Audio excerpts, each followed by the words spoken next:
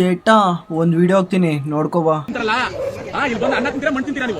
ಮಲಯಾಳಿಗಳು ಇತರ ಭಾಗ ಮಣ್ಣು ತುಂಬ್ಯ ಚೋರು ತುಂಬ್ಯ ಅಂತ ಕನ್ನಡದ ಇವನು ಕನ್ನಡದಲ್ಲೂ ಒಳ್ಳೆಯವರು ತುಂಬಾ ಇದ್ದಾರೆ. ಇವನ ಹತ್ರ ನಾ ಕೇಳ್ತಾ ಇದ್ದಾನೆ, ನೀನು ಊಟ ತಿನ್ನೋದ ಸೆಗಣಿ ತಿನ್ನೋದ? Kerala sir 100% literacy sir.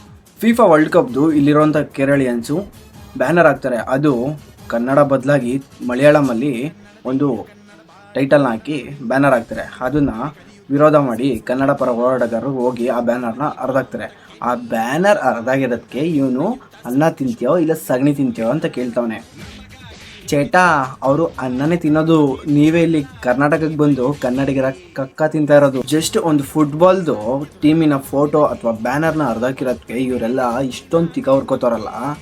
ಅದೇ ಕೇರಳದಲ್ಲಿ ಒಂದು ಪಾರ್ಟಿ ವಿನ್ ಆದಾಗ ಭಗತ್ ಸಿಂಗ್ ಅವ್ರದ್ದು ಬ್ಯಾನರ್ನ ಕಿತ್ತಿ ಎಸಿತೀರಲ್ಲ, ನೀವು ಇಂಡಿಯನ್ಸಾ ಅಥವಾ ಕೇರಳ 100% ಲಿಟ್ರಸಿ ಅಂತ ಹೇಳ್ತಾರೆ. ಆದರೆ ಇವರು ಓದೋದಕ್ಕೆ ಬರೋದು ಕರ್ನಾಟಕಕ್ಕೆ. ಕರ್ನಾಟಕದಲ್ಲಿರೋ ಮೈಸೂರು, ಬೆಂಗಳೂರು ಹಾಗೂ ತುಮಕೂರು ಈ ಸಿಟಿಗಳಲ್ಲಿ ಹೆಚ್ಚಾಗಿ ಕೇರಳಿಯನ್ಸೇ ಓದೋಕ್ಕೆ ಬರೋದು. ಬರೀ ಓದೋದಕ್ಕೆ ಅಂತ ಬಂದರೆ ನಮ್ಗೆ ಯಾವುದೇ ಥರ ಅಭ್ಯಂತರ ಇಲ್ಲ. ಬಟ್ ವೀಕೆಂಡ್ ಆಯಿತು ಅಂದರೆ ಇವರು ಒಂದಷ್ಟು ಗ್ಯಾಂಗ್ ಮಾಡ್ಕೊಂಡಿರ್ತಾರೆ. ಆ ಗ್ಯಾಂಗ್ಗಳೆಲ್ಲ ಬಂದು ಪಬ್ಗಳಲ್ಲಿ ನೋಡಬೇಕು, ಇವರೇ ಬಿದ್ದು ಒದ್ದಾಡ್ತಾ ಇರ್ತಾರೆ. ಆ್ಯಂಡ್ ನೀವೇನಾದ್ರು ತುಮಕೂರವರಾಗಿದ್ದರೆ ಜಸ್ಟ್ ವೀಕೆಂಡ್ಸಲ್ಲಿ ನೀವು ಎಸ್ಮಾಲ್ ಮೇಲ್ಗಡೆ ಇರೋಂಥ ಮೆಮೊರೀಸ್ಗೆ ಪಬ್ಗೆ ಹೋಗ್ಬಿಟ್ರೆ ಬರೀ ಇವರೇ ಬಿದ್ದು ಒದ್ದಾಡ್ತಾ ಇರ್ತಾರೆ.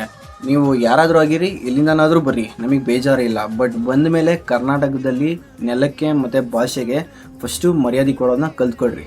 ನಮ್ಮ ಆದ್ಯತೆ ಯಾವಾಗಿದ್ರೂ ನಮ್ಮ ನೆಲಕ್ಕೆ, ನಮ್ಮ ಭಾಷೆಗೆ ಫಸ್ಟ್ ಇರುತ್ತೆ. ಆ್ಯಂಡ್ ನೀವು ಕೂಡ ಅದನ್ನು ಕೊಡೋದನ್ನ ಕಲ್ತ್ಕೋಬೇಕು. ಕೊಟ್ಟಿಲ್ಲ ಅಂದರೆ ನಿಮ್ಮ ಊರುಗಳಿಗೆ ವಾಪಸ್ ಹೋಗ್ಬಿಡ್ರಿ.